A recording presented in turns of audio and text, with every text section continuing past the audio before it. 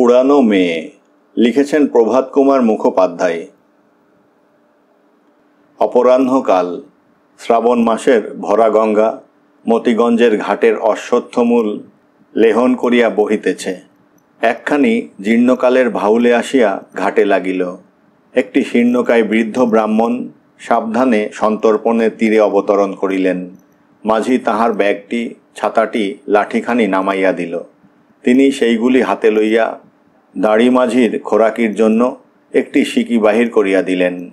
মাঝি সিকিটি হাতে করিয়া বলিল, কর্তা, আমরা 5টি প্রাণী, 4 আনায় কি করে পেট ভরবে? সে কি রে, 4 আনা কি অল্প হলো? ঠাকুর, 4 সের চাউল কিনতেই তো 4 আনা যাবে। হাঁড়ি আছে, কাঠ আছে, নুন তেল আছে, নে নে আরও 2 ঘন্টা পয়সা নে বলিয়া বৃদ্ধ অত্যন্ত সাবধানে 2-3 বার গুনিয়া 8টি পয়সা মাঝির হাতে দিলেন। তবু মাঝি সন্তুষ্ট হইল না, বলিল, মশাই, 5-5টা পেট, সমস্ত দিন হাড় ভাঙা মেহনতের পর না হয় 8 ঘণ্টায় পুরোপুরি দিন। উভয় পক্ষে কিয়ৎক্ষণ কথা কাটাকাটির পর বৃদ্ধ 4টা পয়সা ফেলিয়া দিলেন। তাহার পর চারিদিকে চাহিয়া মৃদুস্বরে মাঝিকে বলিলেন, যদি কেউ জিজ্ঞাসা করে তোমরা কি করতে এসেছ, বলিস আমাদের ঠাকুরমশাই একটা বিয়ের সম্বন্ধ করতে এসেছেন। তাহার পর বৃদ্ধ ধীরে ধীরে রাস্তায় উঠিলেন। ধীরে ধীরে পথ অতিক্রম করিয়া গন্তব্যস্থান অভিমুখে চলিলেন। দোকানি পশাবিরা এই নতুন লোকটির পানে মুহূর্তের জন্য কৌতূহলপূর্ণ দৃষ্টি নিক্ষেপ করিয়া আবার স্বস্বকার্যে মন দিল। বৃদ্ধের নাম সীতানাথ মুখোপাধ্যায়, নিবাস নবগ্রাম। সকালবেলায় লিখিতে বসিয়াছি, অদৃষ্টে কি আছে বলিতে পারি না। নবগ্রামের কেহ আহারের পূর্বে এই বৃদ্ধের নামোচ্চারণ করে না। তাহার কৃপণতা খ্যাতি বহুদূর ব্যাপ্ত। মতিগঞ্জে তাহার বেহায় বাড়ি। 5 বৎসর পূর্বে এই গ্রামের শ্রীযুক্ত ঋষিকেশ বন্দ্যোপাধ্যায়ের কন্যার সহিত তাহার কনিষ্ঠ পুত্র শ্রীমান অন্নদাচরণের বিবাহ হইয়াছিল। বৎসরখানেক হইবে তাহার বধূমাতা সন্তান সম্ভাবনাবশত পিতৃগৃহে আনিত হইয়াছিলেন। আজ 5-6 মাস হইল। একটি কচি মেয়ে রাখিয়া বধূটি ইহলোক ত্যাগ করিয়া গিয়াছেন। একদা উৎসব বেশ পরিধান করিয়া বাদ্যভাণ্ডের সহিত সীতানাথ এই পথে পালকি করিয়া বর লইয়া গিয়াছিলেন। আজ সেই সমস্ত অতীত কথা স্মরণ হইতে লাগিল। মনটা বিশেষ নহে, একটু যেন বিষণ্ণ হইল। বৈবাহিকের বাটি পৌঁছিতে অধিকক্ষণ লাগিল না। বৈঠকখানা খোলা ছিল। সীতানাথ সেইখানে গিয়া উপবেশন করিলেন। সেই কক্ষের ভিত্তিগাত্রে বসুধারার সপ্তরেখা আজিও বিদ্যমান। মনে হইল পুত্রের বিবাহান্তে এই কক্ষে কুশণ্ডিকা সম্পন্ন হইয়াছিল। বিবাহের সমকালে তাহার বৈবাহিক ঋষিকেশের অবস্থা বেশ সচ্ছল ছিল। 3000 টাকা খরচ করিয়া তিনি একমাত্র কন্যাটির বিবাহ দিয়াছিলেন। ঋষিকেশ চালানের ব্যবসায় করেন। 5 বৎসরকাল উপর্যুপরি লোকসান দিয়া তিনি এখন শুধু নিঃস্ব নহেন, ঋণে জড়িত হইয়া পড়িয়াছেন। বসুধারার চিহ্নগুলি যে রহিয়া গিয়াছে, 5 বৎসরের মধ্যে সে কক্ষভিত্তিতে যে একটিবারও চুন পড়ে নাই, সামান্য হইলেও তাহার এই অসচ্ছলতার একটা নিদর্শন। এক ছোঁড়া চাকর বাহিরে বাগানের বেড়া বাঁধিতে বাঁধিতে সীতানাথের প্রতি আর চক্ষে চাহিতেছিল। বোধহয় ভাবিতেছিল বুড়া নিশ্চয়ই তামাক চাহিবে এবং তামাক সাজিতে গিয়া নিশ্চয়ই সেও 2 টান টানিয়া লইবে। বেচারি নতুন তামাক খাইতে শিখিয়াছিল। ধূমপিপাসাটা তখন তাহার অত্যন্ত বলবতী। কিন্তু সীতানাথের দৃষ্টি তাহার উপর পতিত হইবা মাত্র বলিলেন, ওহে, বাবুকে একবার খবর দাও, নগাঁয়ের সীতানাথ মুখুজ্জে এসেছেন। আশাহত বালক এ অনুরোধ বাক্যমাতর ব্যয় না করিয়া নীরবে আগন্তুকের প্রতি একবার চাহিল। গম্ভীরভাবে কাস্তেখানি বেড়ার গায়ে ঝুলাইল। দড়ির তালটা ধীরে ধীরে গুটায়া ভালো জায়গায় রাখিল। তাহার পর অপ্রসন্ন মুখে মন্থর পদে অন্তঃপুরে প্রবেশ করিল। অনতিবিলম্বে ঋষিকেশ আধময়লা ধুতি পরিয়া একটা মোটা চাদর গায়ে দিয়া বাহির হইয়া আসিলেন। সীতানাথ দেখিলেন বৈবাহিকের সে স্থূলবপু নাই, অঙ্গে সে লাবণ্য নাই, চক্ষু কটোরাগত। 2 জনে নমস্কারের আদান প্রদান হইল, কোলাকুলি হইল, কুশল প্রশ্নাদি জিজ্ঞাসা হইল। ঋষিকেশের চক্ষু ছল ছল, গোটা কত বড় বড় জলবিন্দু গণ্ড বাহিয়া তাহার গাত্রবস্ত্রে পতিত হইল। ভৃত্য আসিয়া তামাক দিয়া গেল। দুইজনে অনেকক্ষণ ধরিয়া পর্যায়ক্রমে ধূমপান করিলেন।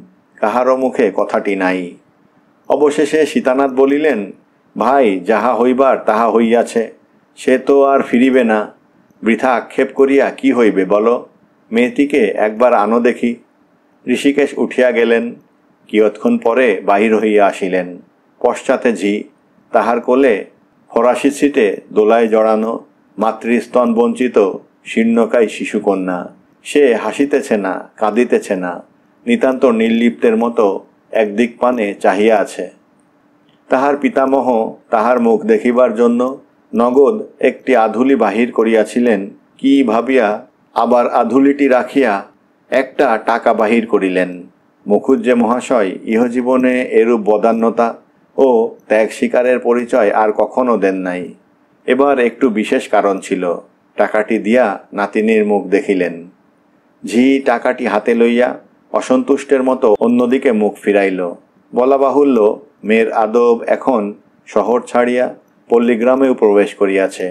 কলেজের নব্যবধূ শ্বশুরালয়ে গিয়া গিনি দিয়া প্রথমা কন্যার মুখ দেখিলে পাড়ার লোকে সেটাকে বাড়াবাড়ি বলিয়া আর হাস্য করে না।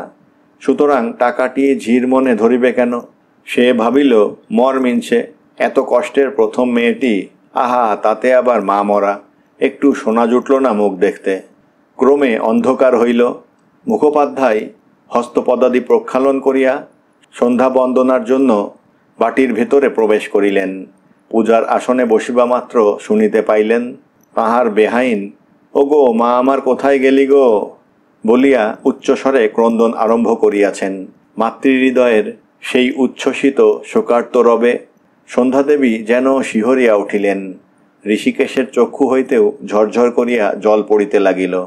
সীতানাথ মূঢ়ের মতো পূজার আসনে বসিয়া রহিলেন। মধ্যে মধ্যে কেবল মাথা নাড়িয়া বলিতে লাগিলেন, হা নারায়ণ, কি করলে? কান্না থামিলে সীতানাথ সান্ধান্নিক শেষ করিলেন। তাহার পর জলযোগে বসিলেন। কিন্তু তাহার মনের ভেতরটা কে যেন টিপিয়া ধরিয়া থাকিল। যে কাজের জন্য এতখানি গঙ্গাপথ অতিক্রম করিয়া আসিয়াছেন তাহার সম্বন্ধে তো এখন পর্যন্ত একটি কথাও বলা হইল না। বৈকাল হইতে কতবার বলি বলি করিয়া আর বলিতে পারেন নাই। শেষকালে স্থির করিলেন, দূর হোক গে, কাল সকালেই বলবো, রাত্রিটা কোনো মতে কাটিয়া দিই। আহার আনতে বৈঠকখানাতেই তাহার শয্যা প্রস্তুত হইল। ঋষিকেশ রাত্রির মতো বিদায় গ্রহণ করিলেন। পূর্বকথিত ভৃত্য বালক একপাশে কম্বল পাতিয়া শুইল। দুশ্চিন্তায় সমস্ত রাত্রি ব্রাহ্মণের নিদ্রা হইল না। যে কাজের জন্য আসিয়াছেন তাহা সফল হইবে কি হইবে না, এই ভাবিয়া ভাবিয়াই রাত্রি কাটিল। তামাক সাজিতে সাজিতে চাকর ছোঁকরা প্রাণান্ত হইল। রাত্রি ৩টার সময় যখন সীতানাথ তামাক সাজিবার জন্য আবার তাহাকে জাগাইলেন তখন সে বলিল, তামুক আর নেই ঠাকুর, সব কুড়িয়ে গিয়েছে। বেগতিক দেখিয়া শেষবারে তামাক সাজিবার সময় সে বাকি তামাকটুকু জানালা গলাইয়া বাহিরে ফেলিয়া দিয়াছিল। সকাল হইলে দুর্গা দুর্গা বলিয়া সীতানাথ গাত্রোত্থান করিলেন। বৈবাহিকের সঙ্গে সাক্ষাৎ হইল। ধূমপান করিতে করিতে সীতানাথ স্থির করিলেন, এইবার বলি। মনোগত অভিপ্রায় ব্যক্ত করিবার সূচনাটা এইরূপ হইল। বেয়াই মশাই, অদৃষ্ট ছাড়া তো আর পথ নেই। আমাদের যা অদৃষ্টে ছিল তা কে খণ্ডন করবে বলো? আমার ৮-৪টি বউ আছে, কিন্তু ছোট বৌমা যেমন ছিলেন তেমনটি কেউ নয়। আমার এত গুণের বউকে গিন্নি দেখে যেতে পাননি, সেই দুঃখই চিরকাল থাকবে। মার আমার যেমন রূপ তেমনি গুণ ছিল, তার গুণে পশু পাখি পর্যন্ত বশ হয়েছিল। বাড়িতে রাঙি বলে একটা গাই আছে, এমন বজ্জাত তার ত্রিসীমানায় কেউ যেতে পারে না। শিং পেতে গুঁতোতে আসে। কেবল ছোট বৌমা কাছে গেলে সে কিছুই বলতো না। যায় যায় ঝগড়া কলহ এ তো চিরদিন সকল সংসারে চলে আসছে। কিন্তু আমার অন্য বউরা ছোট বৌমাকে নিজেদের সহদরা ভগ্নীর মতো মনে করতেন। দুঃসংবাদটা শুনে বড় বৌমা একেবারে আছাড় খেয়ে পড়েছিলেন। ৩ দিন ৩ রাত জল স্পর্শ করেননি। আজও বলেন, আমার পেটের সন্তান গেলে এতটা হতো না। ঋষিকেশ চক্ষুর জলে মাটি ভিজাইতেছিলেন। কম্পিত স্বরে বলিলেন, বেয়াই মশাই, থাক, আর সেসব কথা কোষে ফল কি? অন্য কথা বলুন। সীতানাথ চুপ করিলেন। তাহার ভূমিকায় তাহাকে মাটি করিয়া দিল। নীরবে নিজের বুদ্ধিকে ধিক্কার দিতে লাগিলেন। কিয়ৎক্ষণ আবার এ কথা সে কথা 5 কথায় কাটিল। এবার সীতানাথ নিজের উপর অত্যন্ত রাগ করিয়া ভূমিকা মাত্র বর্জন করিয়া কথাটা বলিয়া ফেলিলেন। শুনিতে এমন কাঠখোট্টা রকম ঠেকিল যে নিজেরই লজ্জা করিতে লাগিল। কথাটা আর কিছুই নয়, বধূমাতার অলঙ্কারাদির কথা। তাহাই বৃদ্ধ আদায় করিতে আসিয়াছেন। প্রস্তাবটা শুনিয়া ঋষিকেশ অনেকক্ষণ নিস্তব্ধ হইয়া রহিলেন। বৈবাহিকের আগমন সংবাদ প্রাপ্তিমাত্রই তিনি ইহা বুঝিতে পারিয়াছিলেন। আর এ তো জানা কথা, তবু তাহার মনে একবার দুরাশা উপস্থিত হইল। গহনাগুলি আটকাইবেন, দিবেন না। নাতিনীটি যদি বাঁচে, কুলিনের ঘরের মেয়ে, পাচিবারই 16 আনা সম্ভাবনা, তবে তাহারই ঘাড়ে পড়িল। ওই অলঙ্কারগুলি অবলম্বন করিয়া তাহার বিবাহ দিবেন। 2000 টাকার অলঙ্কার দিয়া তিনি যখন একমাত্র কন্যার বিবাহ দিয়াছিলেন, তখন তাহার অবস্থা খুব ভালো ছিল। উপর্যুপরি কয়েক বৎসর ক্ষতিগ্রস্ত হইয়া এখন সে অবস্থার পরিবর্তন হইয়াছে। তাহার ছেলেগুলো কেউ মানুষের মতো হয় নাই। তাহার অবর্তমানে কি করিয়া যে তাহারা সংসার চালাইবে, তাহাই তিনি মাঝে মাঝে ভাবিয়া আকুল হইতেন। এই সকল 5 রকম ভাবিয়া চিন্তিয়া তিনি অলঙ্কারগুলি রাখিবার দুরাশা মনোমধ্যে পোষণ করিয়াছিলেন। অন্তত অশুভস্য কালহ বনং, যত বিলম্ব হয় তাহার চেষ্টা করিবেন স্থির করিলেন। বলিলেন, মুখুজ্জে মশাই, সেই জিনিসগুলি আপনারই। যখন একবার আপনার পুত্রকে দান করেছি, তখন আর তার এক রতি মাত্রও ফিরে নেব না। তবে কিছুদিন আপনাকে অপেক্ষা করতে হচ্ছে, আপাতত আপনাকে দিতে পারছি নে। শুনিয়া মুখুজ্জে মহাশয়ের মুখ শুকাইয়া গেল। ভাবিলেন, বুঝি বেহাই অলঙ্কারগুলি কোথাও বন্ধক দিয়াছে। তাহা হইলে তো সর্বনাশ। বলিলেন, কেন, এখন দিতে বাধা কি? ঋষিকেশ দীর্ঘ নিঃশ্বাস ত্যাগ করিয়া বলিলেন, এই সদ্য শোকটা পাওয়া গিয়েছে, এখনো 6 মাস হয়নি। আর কিছুদিন যেতে দিন। বাক্স থেকে সে অলঙ্কার এখন বের করে কে বলুন? মেয়েদের কোথায় কি থাকে, কোথায় কি না থাকে, আমি তো কিছুই জানি নে। গিন্নি সে কাল রাত্রির পর থেকে সে ঘরেই আর ঢোকেননি। তাঁর বড় আদরের শেষ মেয়েটি, কিছুতেই তাকে বোঝাতে পারিনে। তার ঘরে পদার্পণ করেন না। তার কোনো জিনিসটি ছুঁতে হলে কেঁদে আকুল হন। এমন অবস্থায় কি করে তাকে বলি, তোমার মেয়ের বাক্স খুলে গয়নাগুলি বের করে দাও? শোকটা এখন বড় নতুন, কিছুদিন আর যেতে দিন। গহনা দেওয়ার বাধাস্বরূপ ঋষিকেশ কারণ যাহা দেখাইলেন তাহা নিতান্তই সত্য। তবে সকলের কাছে এ কারণ যথেষ্ট বলিয়া মনে না হইতে পারে। সীতানাথেরও মনে হইল না, একটু রাগ হইল। বলিলেন, ভাই, শোক আমাদেরই কি লাগেনি? তবে কি করব, সংসার করতে গেলে শোকতাপ তো আছেই। এ থেকে কেউ নিস্তার পেল এমন তো দেখলাম না। তা সে রাজাই বলো, বাদশাই বলো, আর পথের ভিখারিই বলো, তবু সংসারী লোককে দুদিনে তা ভুলে গিয়ে খেতে হয়, শুতে হয়, হাসতে হয়, সংসার ধর্মের সবই করতে হয়। তা তাঁর যদি অত শোকই হয়ে থাকে, তবে তুমি না হয় চাবিটা খুলে আনোগে না। ঋষিকেশ আবার কিছুক্ষণ মৌনভাবে তামাক টানিতে লাগিলেন। বিলম্ব দেখিয়া সীতানাথ একবার তাগাদা করিলেন। তখনও ঋষিকেশ গহনাগুলি রাখিবার আশা ত্যাগ করিতে পারেন নাই। একটু কাতরভাবে বলিলেন, বেয়াই মশাই, 1 বৎসর যেতে দিন, তখন এসে গহনাগুলি নিয়ে যাবেন। যদি আজ্ঞা করেন তো আমি মাথায় করে সেগুলি আপনার বাড়ি পৌঁছে দেব। সীতানাথই রুক্ষস্বরে উত্তর করিলেন, মানুষের শরীর পদ্মপত্রের জল, আজ আছে কাল নেই। একদণ্ডের কথা তো বলা যায় না। 1 বৎসর যদি আমি না বাঁচি। ঋষিকেশ মনে মনে বলিলেন, না বাঁচো তো ওই গহনাতে তোমার শ্রাদ্ধের জোগাড় করা যাবে। প্রকাশ্যে বলিলেন, তাহলে আপনার গহনা আপনাদেরই কাছে থাকবে, ওই গহনা দিয়ে আপনার পৌত্রীর বিবাহ দেব। সীতানাথ শ্লেষের স্বরে বলিলেন, তুমি কি মনে করেছ আমার নাতনি চিরদিনই তোমার ঘরে থাকবে? একটু বড় হলেই ওকে আমি নিয়ে যাব। বড় বৌমা মেয়েটিকে দেখবার জন্যে পাগল। আসবার সময় আমাকে বললেন, বাবা, আমিও তোমার সঙ্গে যাব, খুকিকে দেখে আসব। বিবাহের কথা বলছো? তা ভাই, আমাদের এমন কপাল কি হবে? ওই মেয়ে কি বাঁচবে? ওর যেরকম চেহারা দেখলাম, তাতে কোনো মতেই তো সে আশা করা যায় না। ঋষিকেশ ব্যবসায় বুদ্ধিসম্পন্ন লোক, স্তোকবাক্যে ভুলিবার পাত্র নহেন। বলিয়া ফেলিলেন, তা গহনা এখন থাকুক না, যখন মেয়ে নিয়ে যাবেন তখনই গহনা নিয়ে যাবেন। কথাটা শুনিয়া সীতানাথ জ্বলিয়া উঠিলেন, বলিলেন, ভায়া হে, আমাকে কি অবিশ্বাস করলে? জিনিসগুলি আটক করে ব্রাহ্মণকে মনক্ষুণ্ণ করে ফিরিয়ে দিলে কি তোমার মঙ্গল হবে? ঋষিকেশ বেয়ায়ের চরিত্র পূর্বাবধি জানিতেন। তিনি যখন ধরিয়াছেন গহনা লইয়া যাইব, তখন যে না লইয়া ফিরিবেন এমন আশা নাই। সুতরাং আর আপত্তি উত্থাপন করা নিষ্ফল মনে করিলেন। বলিলেন, তবে নিয়ে যান। সীতানাথের মুখ প্রফুল্ল ভাব ধারণ করিল। বলিলেন, আহারাদির পর সকাল সকাল আজই বেরুতে হবে। তুমি তবে সেগুলো বের করে ঠিক করে রাখো, আমি গঙ্গা স্নানটা সেরে আসি। গঙ্গার ঘাটে আসিয়া অনেক দূর হইতে মাঝিকে উচ্চস্বরে সীতানাথ বলিলেন, ও মাঝি, যে বিয়ের সম্বন্ধ করতে এসেছিলাম সে তারা রাজি নয়, বলে অত গরিবের ঘরে আমরা মেয়ে দেব না। নৌকো ঠিক করে রাখো, খাওয়া দাওয়ার পর ছাড়া যাবে। বলিয়া ধূর্ত ব্রাহ্মণ চাহিয়া দেখিল ঘাটশুদ্ধ লোক তাহার কথাগুলি শুনিতে পাইয়াছে কি না। যেরূপ উচ্চকণ্ঠে কথাগুলি উচ্চারিত হইয়াছিল, তাহাতে নিতান্ত বধির ভিন্ন আর কাহারও না শুনিতে পাইবার সম্ভাবনা ছিল না। লোকে মুখ চাওয়াচাওয়ি করিতে লাগিল। তাহার পর সীতানাথ গঙ্গা স্নান সমাপ্ত করিয়া অত্যন্ত আড়ম্বরের সহিত ঘাটে আহ্নিক করিতে বসিলেন। আজ দেবতাগণের বড়ই শুভদৃষ্টি। এরূপ ভক্তিবাহুল্যের সহিত পূজা সীতানাথ অনেককাল করেন নাই।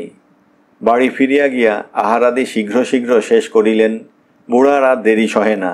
ঋষিকেশকে বলিলেন, ভাই, এইবার জিনিসগুলি নিয়ে এসো, দুর্গা বলে সকাল সকাল যাত্রা করি। ঋষিকেশ অন্তপুরে প্রবেশ করিয়া বড় বিলম্ব করিতে লাগিলেন। সীতানাথ ভাবিলেন, সেই দিতেই হইবে, তবু কেন যেন কৃপণের মতো যতক্ষণ পারে ততক্ষণ দেরি করিতেছে। যাহা হোক, মনটার অবস্থা বেশ উৎফুল্ল থাকার দরুন সীতানাথ গুনগুন করিয়া একটি রাগিনী ধরিলেন। ঋষিকেশকে রিক্ত হস্তে ফিরিয়া আসিতে দেখিয়া সীতানাথের গান সহসা বাধাপ্রাপ্ত হইল। বিস্মিত হইয়া বলিলেন, কি হলো? হলো না? সে কি? ঋষিকেশ ব্যাপারখানা বুঝাইলেন। মুখুজ্জে মশাই, জিনিসগুলি আপনাকে দিতে প্রস্তুতি হয়েছিলাম। গিন্নিকে গিয়ে বলাতে প্রথমে তিনি কেঁদে ভাসিয়ে দিলেন। শেষে বললেন, চাবি তো নেই, চাবি আমার মায়ের কাকালে ছিল, সে তারই সঙ্গে চিতায় উঠেছে। কথাটা সীতানাথের বিশ্বাস হইল না। রাগিয়া বলিলেন, সে আমি শুনব না, চাবি না থাকে বাক্স ভাঙ্গো, জিনিস আমি না নিয়ে যাচ্ছি নে। ঋষিকেশ বলিলেন, যদি না যান তবে বসেই থাকুন, চাবি নেই, আমি কি করব? এই তো অবস্থা, এর ওপর কি কামার ডেকে এনে দমাদ্দম করে সিন্দুক ভাঙান ভালো দেখায়? না, সেটা করানো আপনারই কর্তব্য কর্ম হয়। সীতানাথ মুখ চোখ বিকৃত করিয়া চেঁচাইয়া বলিলেন, না, আমার কর্তব্য কর্ম হয় না, ব্রাহ্মণকে ফাঁকি দেওয়াটাই তোমার কর্তব্য কর্ম হয়। দেবে কি দেবে না সেটা খোলসা করে বলো দেখি। যদি না দাও তবে পইতে ছিঁড়ে অভিশাপ দিয়ে যাব, উচ্ছন্নে যাবে, তেবাত্তির পোয়াবে না। বৈবাহিক প্রবরের মুখ চোখের ভঙ্গিমা দেখিয়া ঋষিকেশ বড় অপমান বোধ করিলেন। মনে মনে ভারী ঘৃণা হইল। স্বয়ং গিয়া কামার ডাকিয়া আনিলেন। দোতলার ওপর তাহাকে লইয়া গিয়া সিন্দুক ভাঙাইলেন। মেয়ের মা এই নিষ্ঠুর কাণ্ড দেখিয়া মাটিতে লুটাপুটি করিয়া কাঁদিতে লাগিলেন। বৈবাহিক গহনা লইয়া বিদায় হইলে ঋষিকেশও শয্যাতলে আশ্রয় গ্রহণ করিলেন। সেই দিন আর এই দম্পতির মুখে অন্নগ্রাস উঠিল না। ভাগীরথীর তীরে বৃক্ষরাজি বেষ্টিত নগ্রাম। ভোর হইয়াছে। সকল পাখি এখন প্রভাতীর কলকুজন আরম্ভ করে নাই। একখানি ছেঁড়া বালাপোষ গায়ে দিয়া মাথায় পাগড়ি বাঁধিয়া বৃদ্ধ সীতানাথ ধীরে ধীরে স্বীয় ভবনাভিমুখে চলিতেছেন। পূর্বরাত্রির বৃক্ষজল বৃক্ষপল্লব হইতে টপ টপ করিয়া ঝরিয়া তাহার পাগড়ি ও বালাপোষ ভিজাইয়া দিতেছে। ক্রমে তিনি নিজ বাটির সদর দরজার সম্মুখে আসিয়া উপস্থিত হইলেন। দরজা বন্ধ। দুই পাশে দুইটি স্টক নির্মিত দেউড়ি বা বসিবার স্থান। তাহা বহুকাল সংস্কারের অভাবে ক্ষত বিখ্যাতঙ্গ হইয়া পড়িয়াছে। দুই দিকে দুইটি কলিকা ফুলের গাছ এক গা করিয়া ফুলের গহনা পরিয়া দাঁড়াইয়া আছে। দ্বারে উপস্থিত হইয়া ক্ষীণ রুগ্ন কণ্ঠে সীতানাথ ডাকিলেন, নিতাই। একবার, দুইবার, তিনবার ডাকাডাকির পর বাড়ির ভেতর হইতে উত্তর পাওয়া গেল, যাই গো। নিতাই ছুটিয়া আসিয়া দরজা খুলিয়া দিল। প্রভুর পানে চাহিয়া সে অবাক। সপ্তাহের মধ্যে আকার প্রকার যেন একেবারে পরিবর্তিত হইয়া গিয়াছে। সে ছাতা নাই, লাঠি নাই, ব্যাগ নাই, এ বালাপোষ কোথা হইতে আসিল ভাবিয়া নিতাই কিছু ঠিক করিতে পারিল না। নিতাই তাঁতির ছেলে, ভৃত্য বালক, অ্যাপ্রেন্টিসি করিতেছিল, মাহিনা পায় না, প্রসাদ পায় মাত্র। সীতানাথ জিজ্ঞাসা করিলেন, কি রে নিতাই, বাড়ির সব ভালো? নিতাই বলিল, ভালো, আপনার লাঠি আর ছাতা কই? বৃদ্ধ অতি করুণভাবে নিতাইয়ের প্রতি নেত্রপাত করিলেন। নিতাই বলিল, ফেলে এসেছেন বুঝি? বৃদ্ধ কাঁদো কাঁদো হইয়া বলিলেন, হ্যাঁ নিতাই, সে গেছে। পাকা বাঁশের লাঠিগোষ্ঠীর ওপর নিতাইয়ের অনেক দিন হইতে লোভ পড়িয়াছিল। একদিন সুযোগ পাইলে লাঠিখানি সে চুরি করিয়া বাড়ি রাখিয়া আসিবে, অনেক দিন হইতেই ইহা তাহার মনে মনে ছিল। সেই জন্য সে কিঞ্চিত দুঃখ অনুভব করিল। মনে করিল নিশ্চয়ই সেই মতিগঞ্জের বাড়ির কোনো ছোড়া চাকরের কাজ, সেই লইয়াছে, লোভ সামলাইতে পারে নাই। কিন্তু ছাতাটাও লইল। সে ছাতা এমন ছেঁড়া ছিল যে তাহা মনিব তাহাকে বকশিস দিলেও নিতাই লইত কিনা সন্দেহ। যদিও বা লইত, তবে তাহার বেতের শিকগুলি খুলিয়া লইয়া ধনুকের তীর করা চলিত মাত্র। সে ছাতা আর কোনো কাজে লাগিত না। সীতানাথ একবারে নিজের ঘরে গিয়া বসিলেন। নিতাই চকমকি ঠুকিয়া শোলায় আগুন ধরাইল, তামাক সাজিয়া কর্তার হাতে দিল। কর্তা হুঁকাটি কলঙ্ক ধরা পিতলের বৈঠকের উপর রাখিয়া দিলেন। তাম্রকূটের প্রতি তাহার এতাদৃশ্য বৈরাগ ইতিপূর্বে কখনো দেখা যায় নাই। চক্ষু নত করিয়া মাথাটি নাড়িয়া নাড়িয়া সুদীর্ঘ নিঃশ্বাসের সহিত বলিলেন, হা হা হা হা, সর্বনাশ হয়ে গেল। ব্যাপারখানা দেখিয়া নিতাই সেখান হইতে সরিয়া পড়িল। বড় বধূ ঠাকুরানী তখন উঠিয়া বারান্দা মার্জনা করিতেছিলেন। তাহাকে নিতাই কর্তার অবস্থা জানাইল। তিনি বলিলেন, বড়বাবুকে উঠাগে যা। বড়বাবু সীতানাথের জ্যেষ্ঠ পুত্র, নাম শ্রীনিবাস। শ্রীনিবাস উঠিয়া চক্ষু মুছিতে মুছিতে পিতার ঘরে গিয়া উপস্থিত হইলেন। তাহাকে দেখিয়াই চমকিত হইয়া জিজ্ঞাসা করিলেন, এ কি, আপনার চেহারা এমন হয়ে গেছে কেন? কোনো বিপদ আপদ হয়নি তো? বৃদ্ধ লম্বিত মস্তক দুলাইয়া করুণ স্বরে বলিলেন, হা হা হা হা, সর্বনাশ হয়ে গেছে। কি হলো, দিল না? দিয়েছিল রে, দিয়েছিল, সর্বনাশ হয়ে গেছে। পিতা যদি আরো কিছু বলেন, এই আশায় শ্রীনিবাস তাহার মুখের পানে উৎসুক দৃষ্টিতে চাহিয়া রহিলেন। বৃদ্ধের মুখ হইতে হা হুতাশের অস্ফুট ধ্বনি ছাড়া আর কিছুই নির্গত হইল না। অবশেষে শ্রীনিবাস বলিলেন, তবে কি হলো, খোয়া গেল? বৃদ্ধ ঘাড় নাড়িয়া পূর্ববৎ উত্তরে বলিলেন, হা হা হা হা, সর্বনাশ হয়ে গেল। শ্রীনিবাস এইবার একটু বিরক্ত হইয়া বলিলেন, কি হলো, খুলেই বলুন না। বৃদ্ধ বলিলেন, সে গেছে রে, নোকসান হয়ে গেছে। কেমন করে গেল? চুরি গেছে? না।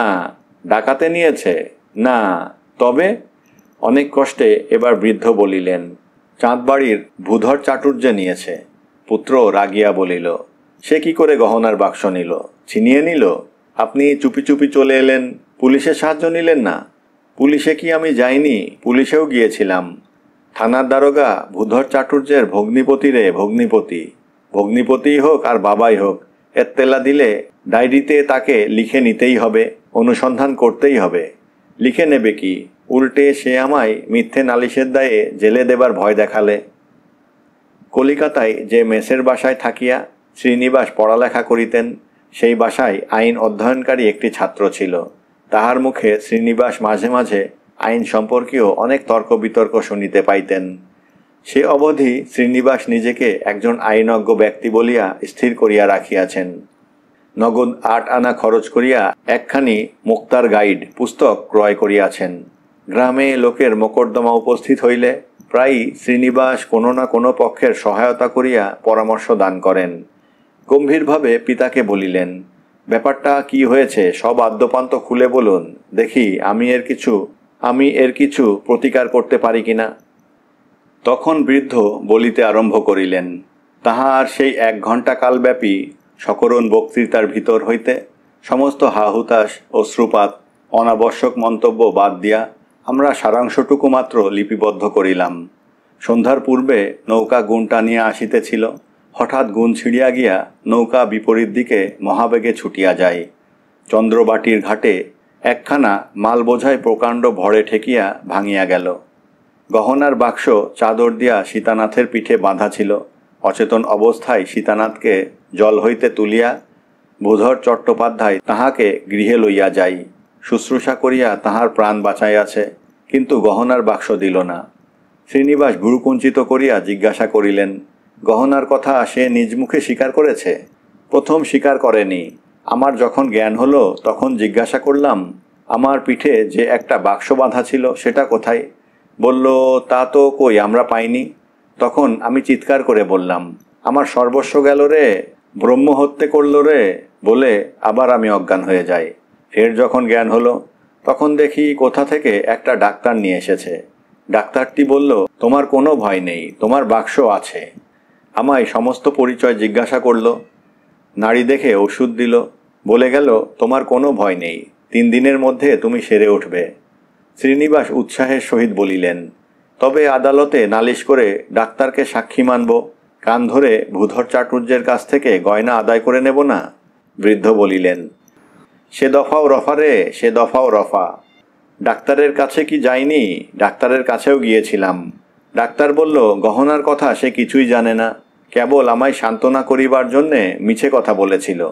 আদালত নালিশ করলে আর কি হবে, ডাক্তার ওই কথা বলে বসবে। তবে কি করে জানলেন ভূধর চাটুর্য নিয়েছে? তারপরে চাটুর্য নিজেই বলেছে, স্বীকার করলো নিয়েছে, অথচ দিল না। বাহ, বেশ লোক তো। তবে তার স্বীকার করবার উদ্দেশ্যটা কি? অস্বীকার করাই তো তার পক্ষে সুবিধে ছিল। উদ্দেশ্য আছে রে, উদ্দেশ্য আছে। বলে, তোমার ছেলের সঙ্গে আমার মেয়ের বিয়ে দাও, তাহলে ওই গয়নাগুলি সব পাবে। আমি গরিব, আমার মেয়ের বিয়ে হয় না, তোমার গহনা তোমার ঘরেই যাবে, পুরস্কারের স্বরূপ আমাকে কন্যাদায় থেকে উদ্ধার করবে। কথাটা শুনিয়া শ্রীনিবাস বলিলেন, তবেই তো দেখছি গোলযোগ, বলিয়া অভ্যাসবশত গুম্ফপ্রান্ত দন্তে দংশন করিতে প্রবৃত্ত হইলেন। সীতানাথের কনিষ্ঠ পুত্রের নাম শ্রীমান অন্নদাচরণ।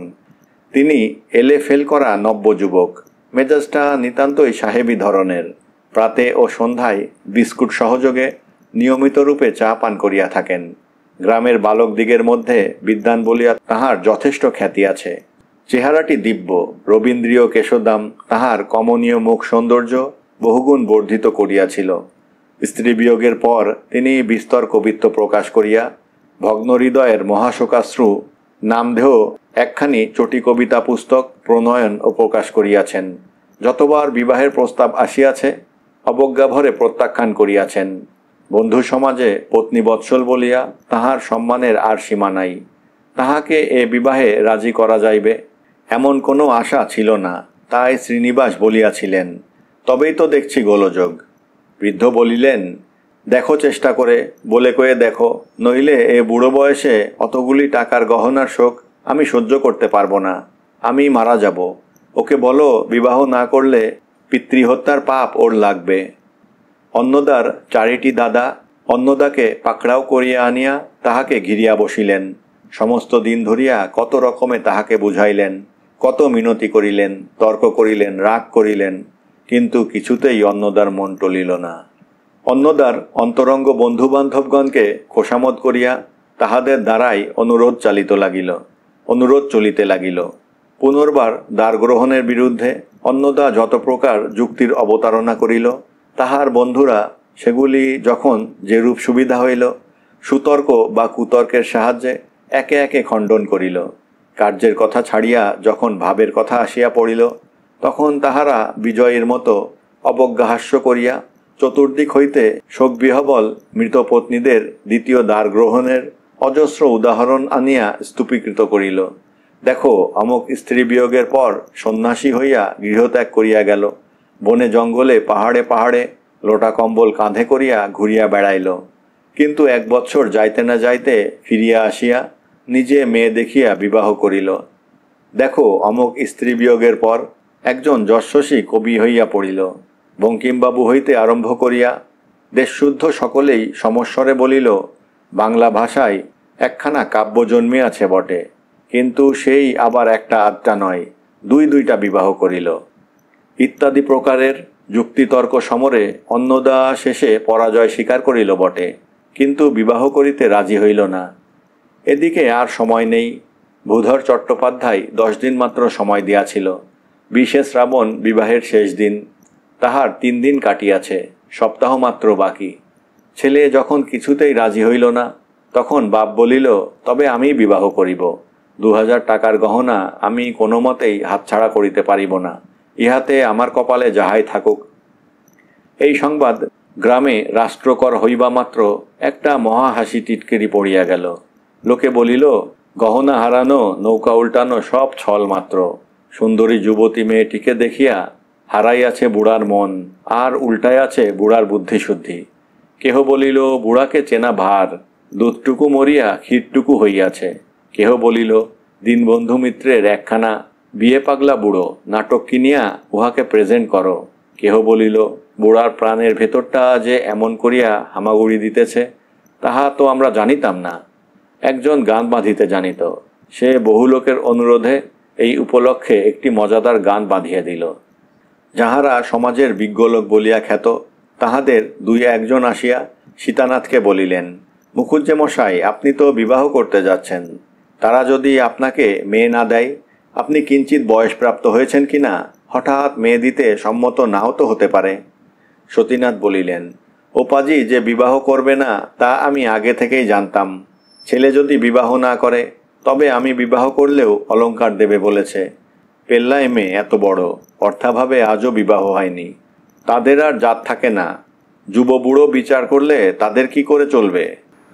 পাড়ার লোকেরা, গ্রামের লোকেরা যতই আমোদ হোক, বাড়ির লোকের মাথায় এ কথা শুনিয়া যেন বজ্রাঘাত হইল। 4 ছেলে 4 বধূ ভাবিয়া ব্যাকুল হইয়া উঠিল। তাহার সরপরত নানা উপায়ে নানা প্রকারে বুড়াকে বুঝাইতে লাগিল। সীতানাথ বলিলেন, দেখো, আমার বিবাহ করবার কিছুমাত্র প্রয়োজন নেই, তোমরা অন্নদাকে রাজি করো। আমি ছেলের বিবাহ দিয়ে সোনার চাঁদ বউ ঘরে আনি। অন্নদা বেচারি কিয়ৎ পরিমাণে রেহাই পাইয়াছিল। এই কথার পর দ্বিগুণ উৎসাহের সহিত আবার তাহার উপর উৎপীড়ন আরম্ভ হইল। শেষে অন্নদা চোখ মুখ লাল করিয়া রাগিয়া বলিল, তোমরা যদি আমাকে এমন করে ধিক করবে, তবে আমি বিবাগী হয়ে একদিক পানে চলে যাব। বড় বধূ রাগিয়া বলিলেন, ঢের দেখেছি ঠাকুরপো, এই বয়সে কত দেখলাম, বাঁচি তো আরও কত দেখব। এখন এরকম করছো, কিন্তু শেষ রক্ষে হলে হয়। 24শে শ্রাবণ, বিবাহের আর মাত্র 5 দিন বাকি। সীতানাথ টাকা কড়ি লইয়া কলিকাতায় গেলেন। বলিয়া গেলেন, আবশ্যকীয় জিনিসপত্র কিনিয়া সেইখান হইতেই নিজে বিবাহ করিতে যাইবেন। বৃদ্ধ যাত্রা করিলে পর বাড়িতে নতুন করিয়া মহা গণ্ডগোল পড়িয়া গেল। ছোট বড় সকলেই অন্নদার প্রতি একেবারে খড়গহস্ত। প্রায় 10 বৎসরকাল গৃহিণীর মৃত্যু হইয়াছে। ছেলে মেয়ে নাতিপুতি ভরা সংসার। সীতানাথ আর দ্বার পরিগ্রহ করেন নাই। লোকেও সে পরামর্শ দেয় নাই। আজ 10 বৎসরকাল বড় বধূ ঘরের গৃহিণী। হঠাৎ নোলক পরা মূর্তিমতী উপদ্রবরূপিণী একটা কচি মেয়ে আসিয়া তাহার হস্ত হইতে গৃহস্থালীর শাসনদণ্ড কাড়িয়া লইবে, এ কল্পনা মাত্র নিতান্তই যন্ত্রণাদায়ক হইল। বড় বধূ আবার কাঁদিতে কাঁদিতে অন্নদাকে মিনতি করিতে আরম্ভ করিলেন, অনু ভাই লক্ষ্মীটি, এখনো সময় আছে, এখনো বিবাহ করো, সোনার সংসার ছাড়ে খাড়ে যাই। অন্নদা হঠাৎ বলিল, দেখো বৌদিদি, আমি একটা মতলব স্থির করেছি। শুনলাম তারা বড় গরিব, তাই মেয়েটির বিয়ে হয় না। তোমরা কোনো রকমে 1000 খানেক টাকা আমাকে সংগ্রহ করে দাও। আমি সেই টাকা ভূধর চাটুর্যকে দিয়ে বলি, আপনি ব্রাহ্মণ, কন্যাদায়গ্রস্ত, কিঞ্চিত সাহায্য করলাম। মন মতো সুপাত্র এনে মেয়ের বিবাহ দিন, আমার গহনাগুলি ফিরিয়ে দিন। তা তারা দিতে পারে। তারা যে অধার্মিক নয়, তাদের ব্যবহারে জানা যাচ্ছে। অনায়াসেই তো গহনাগুলির কথা অস্বীকার করতে পারত। কথাটা সকলে মিলিয়া তোলপাড়া করিয়া বলিল, হ্যাঁ, এ পরামর্শ মন্দ নহে, চেষ্টা করিয়া দেখিতে ক্ষতি কি। প্রাণের দায়, পরিবারস্থ সকলের মধ্যে চাঁদা করিয়া কিছু ঋণ করিয়া 1000 টাকা জমা হইল। সকালে সীতানাথ রেলপথে কলিকাতা যাত্রা করিয়াছিলেন। সন্ধ্যার সময় অন্নদার নৌকা চন্দ্রবাটি অভিমুখে রওনা হইল। একখানি পত্র। পরম পূজনীয় শ্রীযুক্ত পিতা ঠাকুর মহাশয়, শ্রীচরণ কমলেশু, সংখ্যাতীত প্রণামান্তে নিবেদন, আপনি কলকাতায় রওনা হইবার পর দিবস আমি কার্যগতিকে চন্দ্রবাটি গ্রামে উপস্থিত হই। প্রথমেই মহাশয়ের জীবনদাতা বন্ধু শ্রীযুক্ত ভূধরনাথ চট্টোপাধ্যায়ের সহিত সাক্ষাৎ করি। উক্ত মহাশয় পরম সজ্জন ব্যক্তি। যার পর্নায় আদর অভ্যর্থনায় আমাকে আপ্যায়িত করিয়াছেন। এই পর্যন্ত আমি তাহারই গৃহে অতিথি। আমার পরিচয় পাইয়া গ্রামের কয়েকটি ভদ্রলোক আমার সঙ্গে সাক্ষাৎ করিলেন এবং একজন বিজ্ঞ ব্যক্তি আমাকে নির্জনে লইয়া গিয়া বলিলেন, বাপু হে, শুনিতেছি নাকি তুমি এই ভূধর চট্টোপাধ্যায়ের কন্যাকে বিবাহ করিতে প্রস্তুত হইয়াছ। আমি সবিনয় প্রতিবাদ করিয়া বলিলাম যে আমি নহি, পবন্তু আমার পূজনীয় পিতৃদেব উক্ত বালিকাটির পানি পীড়ন করিতে অভিলাষী। কথাটা শুনিয়া বৃদ্ধ লোকটি থতমত খাইয়া গেলেন। মনে করিলেন বুঝি আমি তাহার সঙ্গে বিদ্রূপ করিতেছি। অবস্থা দেখিয়া আমি তাহাকে সব কথা বুঝাইয়া বলিলাম। শুনিয়া বিজ্ঞ ভদ্রলোকটি বলিলেন, সর্বনাশ, তোমার পিতা ঠাকুর যেন এমন কার্য না করেন। ও মেয়েটির জাতকুলের ঠিকানা নেই, ওটি কুড়ানো মেয়ে। 12-13 বৎসর পূর্বে যেবার মহাবারণী যোগে ত্রিবেণীতে লক্ষ লোকের সমাগম হইয়াছিল, সেই বৎসর সপরিবারে সেখানে গঙ্গা স্নান করিতে গিয়া চট্টোপাধ্যায় ওই মেয়েকে কুড়াইয়া পাই। ও মেয়ের বয়স তখন 2 বছর আন্দাজ। নিঃসন্তান বলিয়া চট্টোপাধ্যায় মেয়েটিকে কন্যার মতো প্রতিপালন করিয়াছে। অনেকবার ও মেয়ের বিবাহের সম্বন্ধও হইয়াছিল, কিন্তু পাছে কোনো সৎকুলীন ব্যক্তির জাতিনাশ হয়, এই আশঙ্কায় আমরা প্রতিবারেই বরপক্ষীয়গণকে সাবধান করিয়া দিয়াছি। তোমাদিগকেও সাবধান করিয়া দিলাম। মহাবারণী যোগের সময় ত্রিবেণী ঘাটে মেয়েটিকে কুড়াইয়া পাওয়া গিয়াছিল শুনিয়া আমার মনে একটা সন্দেহ উপস্থিত হইয়াছিল। মেয়েটিকে একবার দেখিবার নিতান্ত ইচ্ছা হইল।